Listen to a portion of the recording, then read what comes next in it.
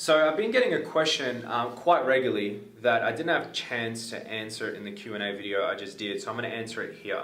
And that question is along the lines of, how did you start your tutoring agency back when you were 19, or what made you get into the tutoring industry? So I'm going to break it down and I'm going to tell you the story and I'm going to tell you my thoughts behind everything leading up to starting the company up until now. So firstly, I was interested in business by 17. So I had made a decision that I wanted to change my family's life by 25. I saw business as a vehicle that I could use to get there in that short time frame, because working for someone, I wasn't going to be able to do that. Definitely not, right? So I knew I was interested in business. I'd started a couple things, and then when I was in my second year at university, what I did was I decided that I wanted to work on the weekends and make an extra $200 to $300, but I didn't want to do it working at a cafe or working for anyone. I wanted to do it on my terms. And my mum actually gave me the suggestion. So initially I was thinking about doing personal training and like holding pads for people, because I'd been martial arts my whole life, and helping people, you know, that way. And then my mum said, well, why don't you tutor maths? Why don't you become a tutor? You know, everyone at my nail salon, like my mum works at a nail salon, all the women there always talk about they need a tutor for their children. Become a maths tutor and we can put your sign up at, you know, our shop. I was like, geez, that's a great idea, Mum. And then straight away after that conversation, I went and created a flyer. And the flyer was super funny, and I called it like Leo's A+ tutoring or something like that.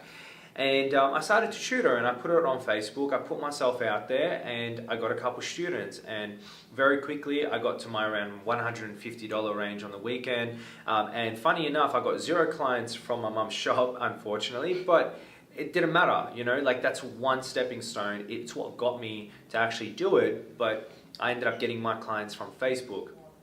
Now, after I did that and I went to my sessions, I'm like, I really enjoy this. I genuinely enjoy this. I felt the passion, I felt the happiness of actually, you know, doing the tutoring and helping people one-on-one. And I was really inspired to continue to do that. And I was really inspired to reach out and help out more people, but I didn't know exactly how I was going to do that because my time was limited to only the weekend.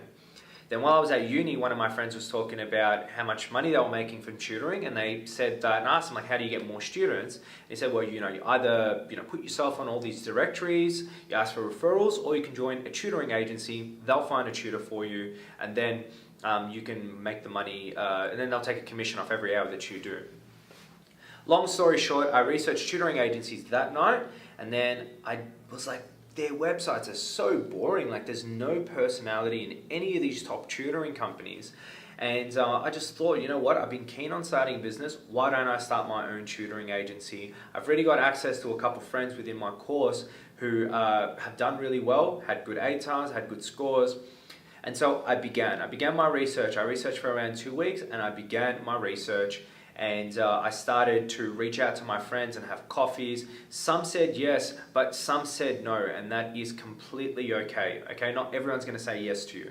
So yeah, I had a couple people say yes to me, and that was really cool, and they were really pumped by the idea, and I was really motivated. And I said we were going to be the biggest tutoring agency in Melbourne, and then we started with around 10 people, and then we kept on growing and growing and growing and growing in tutoring numbers. And then in student numbers, we were figuring it out. You know, we were getting some leads from here and just, you know, figuring out along the way. Up until probably the start of 2017, we began doing digital marketing for the agency. We went on Google AdWords. Now, Google AdWords is pretty much you pay when someone wants to write Melbourne Tutors, you pay Google to display your website.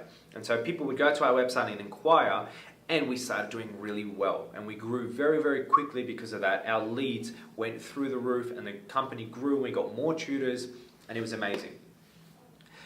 Then as a result of that, we ended up growing in the number of tutors too, and we grew to around 450 tutors at one stage, subcontracted, and one thing happened at the start of 2018 was that Google AdWords shocked us. So we were spending say $5 per lead, and then suddenly in 1 year our leads dropped and we were starting to spend $25 per lead, and the reason for that was because other agencies had caught on, and now the cost per click for those key terms had shot through the roof. That really stunted our growth, and one of the biggest issues for the tutoring agency for me was that it was active for only 8 months in the year. So, Wally, tell me, what's the time on that? How long have I been talking for? 6 minutes. 6 minutes, all right, I've got some more time. 6 minutes. So, one of the things which I was like really bothered about in running the tutoring agency, because it was my sole income, was that I refused to work for anyone during that time. And the problem with it was for 8 months, it was active. For 4 months in the year, it wasn't. And in those 4 months, not only were we not making money, but we had to spend money to keep it going. And so we had a lot of expenses during those months, but not a lot of money coming in at all. And that's because of the school holidays and things of that nature. Like, think about it, towards the end of the year, most students stop mid-November, most of like the year 12 students who get most of the tutoring, up until February. And that alone, would kill us, let alone all the other 2-week holiday breaks and all that comes in between the year. So then I made a goal that, I wanted to find a solution for that, and all the things that I had learned, from the tutoring company, especially when we got hit with the AdWords, I started to become interested in other marketing methods. And so I started to look at Facebook, and I started to look at Instagram, and I started to look at ranking organically on Google. And then I saw a stat which shocked me. And that stat was that 70% of people click on the organic links and only 33% of people, 30% of people click on ads. So I was thinking this whole time, I'm spending money for people to click on these ads and only 33% of them or 30% of them are clicking. I should be aiming to actually rank organically where the clicks are for free.